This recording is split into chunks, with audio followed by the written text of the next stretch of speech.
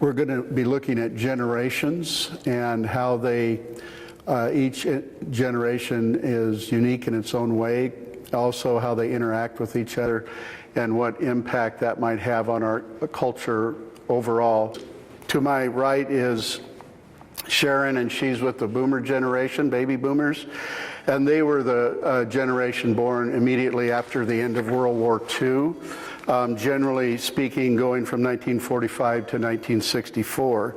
To my left is Carol, and she's kind of a subset of the boomer generation from 54 to 65, and it's typically noted as the Generation Joneses, and they were given high expectations as children.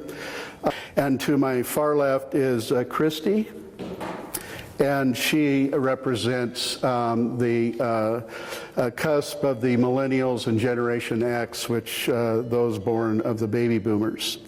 And we're going to be asking questions today of each one.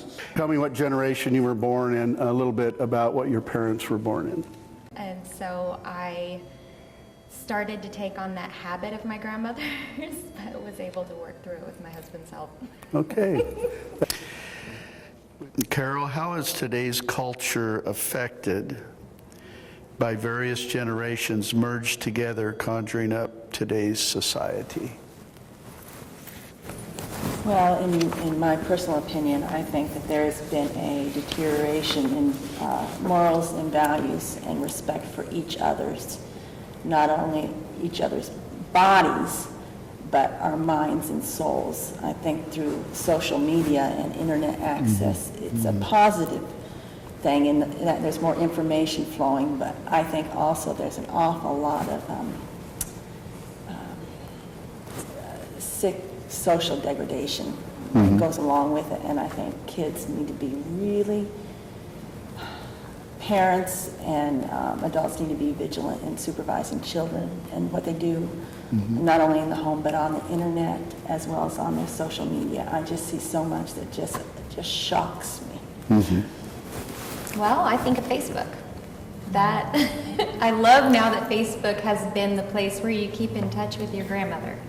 I love that it's become more of a friendly place to kind of connect with people. And what I see and what I hope for is, well, there's this prophecy in the Bible that says that, towards the time of the end, the hearts of the fathers will turn back to the children and the children will turn back to the fathers.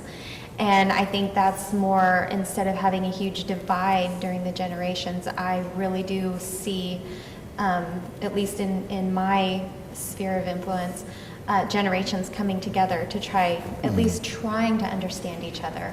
It's not always easy because, the older people, and I'm one of those older people who's like, oh, these kids and their video games.